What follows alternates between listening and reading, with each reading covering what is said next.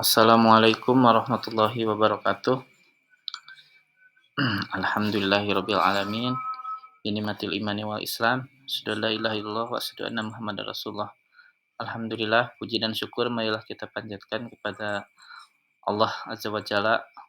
Tak lupa salawat dan salam marilah kita limpah curahkan kepada Nabi kita, Nabiullah Muhammad sallallahu alaihi wasallam, pada sahabatnya, kepada tabi'in dan tabi'atnya, sampai kepada kita semua. Semoga kita semua termasuk umatnya dan mendapat syafaatul uzmah di yaumil qiyamah. Amin ya Allah ya rabbal alamin. Baiklah, pada kesempatan ini saya akan mempresentasikan pendidikan akhlak kunci dalam membangun peradaban manusia. Betul, karena akhlak itu adalah kuncinya untuk membangun peradaban manusia. Pendidikan akhlak itu sangat menentukan peradaban manusia. Next. Pendidikan, apa itu pendidikan? Pendidikan adalah pengaruh dari berbagai macam pengaruh yang sengaja dipilih dan didesain oleh guru atau pendidik untuk menumbuhkan pertumbuhan peserta didik baik secara intelektual, kognitif, fisik, psikomotif maupun akhlak.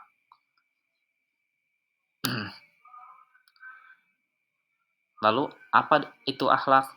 Akhlak itu adalah, kata akhlak merupakan jamak dari kata khuluq, berasal dari bahasa Arab yang berarti budi pekerti atau tabiat. Bisa juga diartikan gerak jiwa yang mendorong ke arah melakukan perbuatan dengan tidak melibatkan pikiran, atau suatu sifat yang tetap pada jiwa yang daripadanya tumbuh perbuatan dengan mudah dengan tidak membutuhkan pikiran, kata Imam Al-Ghazali. Next. Akhlak pun dibagi menjadi beberapa bagian. Yang pertama, yang pastinya akhlak kita kepada Allah, akhlak kita kepada Rabb. Karena sebagai umat beragama, khususnya umat Islam, kita mempunyai akhlak. Kita harus berakhlak kepada Allah. Salah satunya mengabdi hanya kepada Allah, yang pasti tidak menduakan Allah, tunduk dan patuh hanya kepada Allah, berserah kepada ketentuan Allah, bersyukur hanya kepada Allah, ikhlas dengan keputusan Allah. Walaupun sangat sulit ikhlas itu, tapi insya Allah kita akan selalu berusaha kalau kita berakhlak untuk ikhlas kepada keputusan Allah, penuh harap kepada Allah, memohon pertolongan kepada Allah. Next. Yang kedua, akhlak kepada Rasulullah. Apa itu akhlak kepada Rasulullah? Akhlak kepada Rasulullah itu sangat penting untuk bagi umat Islam. Salah satunya ikhlas beriman kepada Rasul, mengucapkan sholawat, taat kepada Allah, cinta kepada Rasul, menghidupkan sunnah Rasul, menghormati pewaris Rasul. Apa itu pewaris Rasul? Yaitu ulama ul anbiya. Next. Yang ketiga, akhlak kepada kitabullah. Nah, akhlak kepada kitabullah itu penting. Kita harus mempunyai akhlak kepada kitabullah. Akhlak kepada kitabullah itu yang pertama membaca dengan khusyuk. Jadi nggak asal-asalan, itu ada ilmunya, mempelajari tajwid dan makhorijnya. Yang kedua, mulai bacaan dengan isti'adah. Mulai bacaan dengan isti'adah itu dengan Bismillahirrahmanirrahim. Mulai bacaan dengan bismillah, cinta kepada Rasul, membaca dengan suara yang baik, mengikuti kaidah ilmu tajwid, memahami arti ayat-ayatnya. Jadi bukan hanya sekedar membaca tanpa mengetahui artinya, harus memahami arti-artinya dan mengaplikasikan ayat itu. Next, selanjutnya akhlak kepada diri sendiri. Mungkin agak sedikit asing. Akhlak kepada diri sendiri itu bagaimana sih? Satu, menghindari minuman keras. Nah, ini selain mengganggu kesehatan juga dilarang oleh agama kita. Yang kedua, syidik. Syidik itu benar. Lawan katanya kidib. Amanah, bisa dipercaya. Lawan katanya khianat atau tidak bisa dipercaya. Istiqomah, lawan katanya munafik. Nah, jangan sampai jadi manusia munafik. Fatonah, lawan dari fatonah itu jahil. Tawadu, lawan katanya adalah takabur. Jangan takabur.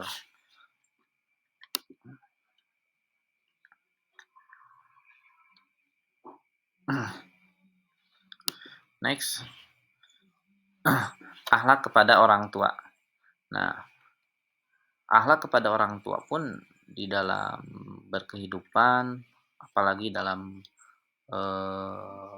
agama Islam itu sangat dianjurkan, karena ridho kita itu ada di ridho orang tua, yang mana Rasulullah pernah bersabda, ridhollahu wa ridho walidain wa syukurullah wa syukur walidain. Artinya ridho Allah itu ada di ridho orang tua, dan murkanya orang Allah itu ada di murka orang tua. Apa aja sih akhlak kepada orang tua? Akhlak kepada orang tua salah satunya berbicara dengan kata-kata baik, melindungi dan mendoakan, hormat dengan penuh kasih, menghubungkan dengan silaturahmi, menunaikan wasiatnya, melaksanakan wasiatnya. Ya, terus berbicara tidak melebihi nada dari orang tua. Selanjutnya, akhlak kepada tetangga. Nah, mungkin kita agak ini ya, agak sedikit acuh. Padahal tetangga itu eh, ibaratnya ada apa-apa itu pasti kita hidup bertetangga. Bahkan Rasulullah pun mengajarkan bagaimana kita berakhlak ke tetangga. Salah satunya mengutamakan tetangga. Ingat, kalau ada apa itu pasti tetangga. Yang kedua, saling tukar pemberian. Terus memberi nasihat, menengok apabila dia sakit, tidak membuat gaduh tetangga. Itu akhlak bertetangga. Kita sebagai mahasiswa kita tuh harus berakhlak kepada tetangga.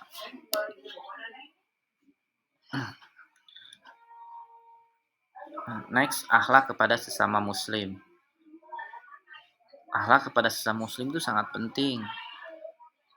Akhlak kepada sesama muslim diantaranya menghubungkan silaturahmi, saling tolong menolong, membina ukhuwah, fastabiqul khairat, saling mengingatkan dalam kebaikan, bersikap adil, memenuhi janji, saling memberi salam. Itu akhlak.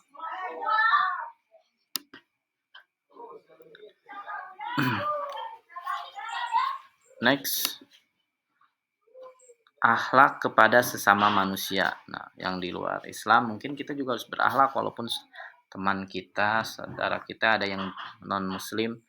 Salah satunya kasih sayang, sopan santun, menghargai perbedaan, saling tolong menolong, menjauhkan sifat sombong, tidak memfitnah dan berkhianat, tidak menebarkan hoak. Ini pun dicontohkan oleh Rasul, sebagaimana Rasul berakhlak kepada orang di luar muslim waktu itu.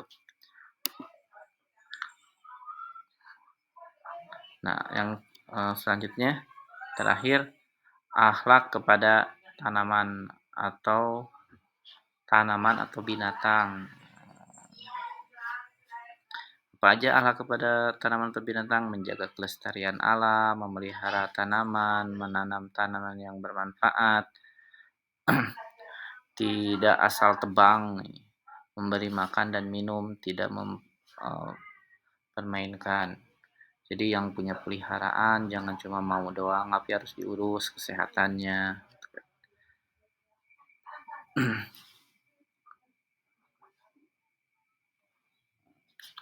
Next.